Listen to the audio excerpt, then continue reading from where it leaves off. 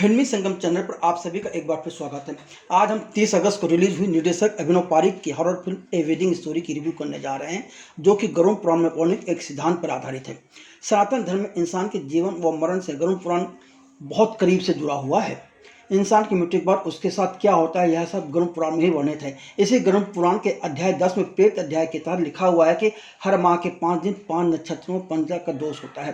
ज्योतिष के मुताबिक जब चंद्रमा कुंभ और मीन राशि में होता है तब उस काल को पंचक काल कहा जाता है। पंचक में 5 नक्षत्र माने गए हैं: धनिष्ठा, सर्विसा, पूर्वा भाद्रपद, उत्तरा भाद्रपद और रेवती। पंचक अशुभ व हानिकारक माना जाता है। इस दौरान कोई भी शुभ कार्य करने की मनाही है। गरुड़ पुराण के अनुसार पंचक में किसी भी इंसान की मृत्यु होने पर उसका संस्कार 5 पुत्रों के साथ किया जाना चाहिए।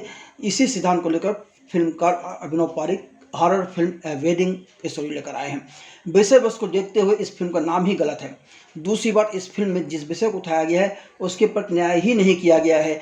कुल मिलाकर यह फिल्म बुरी तरह से निराश करती है। हमने कहा कि इस फिल्म का नाम ही गलत है क्योंकि फिल्म का नाम है ए वेडिंग स्टोरी, जबकि फिल्म की कहानी कहीं भी शादी के आसपास नहीं जाती। हम इस फिल्म को लेकर और अधिक चर्चा करें उससे पहले हम चाहेंगे कि अगर आपने अभी तक हमारे फिल्मी संगम चैनल को सब्सक्राइब नहीं किया है तो कर लें और नोटिफिकेशन का बटन भी दबा दीजिए, जिससे हमारा हर नया वीडियो आपके पास पहुंचता रहे। सबसे पहले फिल्म ए वेडिंग स्टोरी की कहानी की बात कर लेते हैं। 1 घंटा 50 मिनट की अवधि की इस फिल्म की कहानी उत्तराखंड के किसी छोटे से शहर से शुरू होती है। जब विमल नैन अपने भतीजे तरुण नैन को खबर देते हैं कि उसके पिता की मृत्यु हो गई है और वह जल्दी से जल्दी घर पहुंच जाए, क्योंकि तरुण लंदन में रहता है और वहीं पढ़ाई कर रहा है।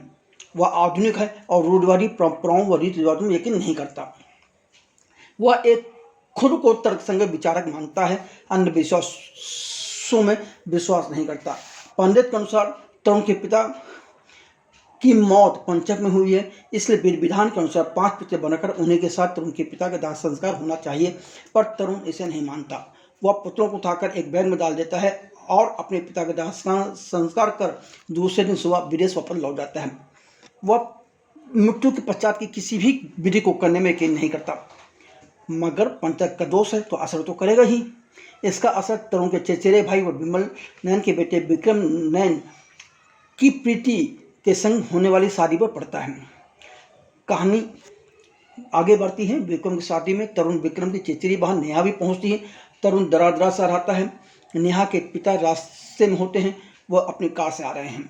शादी के माहौल में कुछ अजीबोगरीब घटनाएं होती रहती हैं।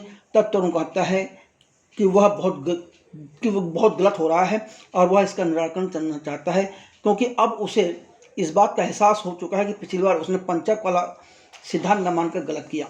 लेकिन अब विक्रम नहीं चाहता कि कोई बवाल हो और उसकी शादी रुके। लेकिन नेहा के पिता वासु के एक्सीडेंट में मौत की खबर आती है। इधर नेहा की बाथरूम में बर्ताब में डूबने से मौत हो जाती है। इसी गम के वक्त पता चलता है कि विक्रम की प्रेमिका व मंगेतर प्रीति भी गर्भवती है। इस बात से विक्रम बहुत खुश होता है। तब तरुण व विक्रम एक तांत्रिक के पास जाते हैं, पर वह तांत्रिक मदद करने से हाथ खड़ा कर देता है। साफ कह देता है कि देखिए, पंचक का जो असर है वह तो होकर रहेगा, उसे कोई नहीं रोक सकता। फिर तरुण व विमल की भी मौत हो जाती है। अब विक्रम अकेला पड़ जाता है। कुछ दिन बाद ही एक एक्सीडेंट में विक्रम की भी मौत हो जाती है। जहाँ तक फिल्म की रिव्यू का सवाल है तो लेखक और निर्देशक दोनों ने इस फिल्म को बनाने में बुरी तरह से मात खा गए हैं।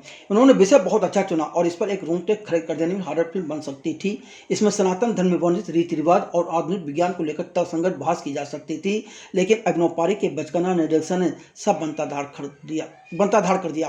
फिल्म के निर्देशक अभिनव पारिक ने अपना करियर अनुराग कश्यप के साथ बतौर सहायक निर्देशक शुरू किया था।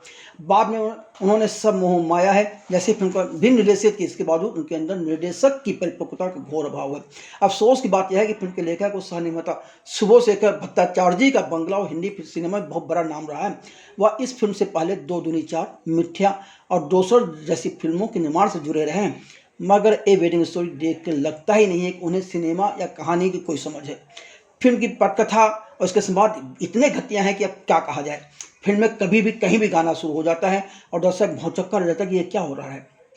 एक सीन से दूसरे सीन के बीच कोई तारतम्य ही नहीं है। फिल्म का एक नायक तरुण पंचक को नहीं मानता, मगर इस पर वह अपना कोई तर्क नहीं देता। तो वह क्यों नहीं मानता है या क्यों नहीं मानना चाहता? तो वहीं जब वह विक्रम की शादी में शामिल होने दोबारा आता है तो वह पंचक में यकीन करने लगा है। आखिर और अपनी गलती को सुधारना चाहता है, पर उसका यह हृदय परिवर्तन क्यों हुआ, आखिर उसने अब पंचक में विश्वास करना क्यों शुरू कर दिया, इस पर भी यह फिल्म खामोश रहती है। इसे हॉरर फिल्म की संज्ञा दी गई है, पर यह फिल्म डराती नहीं है। हॉरर के नाम पर बैकग्राउंड और उसके ऊपर बहुत अधिक भरोसा किया गया है। डरावनी आवाज़ें, कैमरे की तेज गति, धुंधली दृष्टि और दर्पण के अलावा डराने के नाम पर कुछ भी नहीं है। ये हमने पहले भी कहा है कि फिल्म का नाम गलत है, क्योंकि यह फिल्म शादी के आसपास भी नहीं है। नायक निर्विकार रहते हैं, परिवार के किसी भी इंसान पर, किसी भी किरदार पर कभी कोई असर नजर नहीं आता। पंचर के असर के चलते हो रही घटनाओं से भी परिवार प्रभावित नहीं होता है। लेखक किरदारों को ठीक से गढ़ने में असफल रहे हैं। हर व्यक्ति अनजान और लापरवाह दिखता है। इंटरवल के बाद फिल्म पर से लेखक और निर्देशक दोनों की पकड़ खत्म हो जाती है। ऐसा लगता है कि वह इस जल्दबाजी में है कि किस तरह फिल्म को खत्म की जाए। पूरी कहानी लक्षण तरीके से ही आगे बढ़ती रहती है। पूरी तरह से घटिया फिल्म है। इसकी कहानी, इसके क्रियान्वयन पर कहीं कोई ध्यान नहीं दिया गया। ऊपर से इस फिल्म का ठीक से प्रचार भी नहीं किया गया। फिल्म 30 अगस्त को रिलीज हो गई, पर जब प्रचार ही नहीं किया गया तो जंगल में मुंह नचा किसने देखा वाली हालत हो गई है।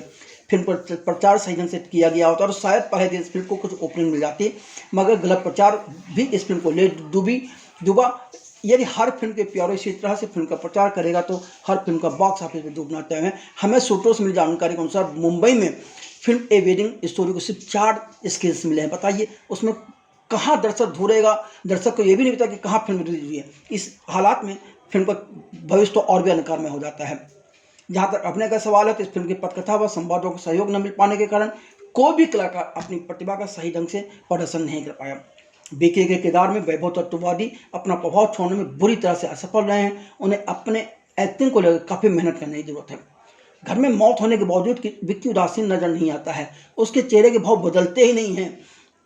हर जगह खुशी का मौका हो या गम का हो, उसके चेहरे पर एक ही जैसे सपाट से भाव होते हैं। प्रीति के किरदार में मुक्ति मोहन ठीक ठाक लगी हैं, मगर उन्हें अभिनय का पर्याप्त मौका नहीं मिला।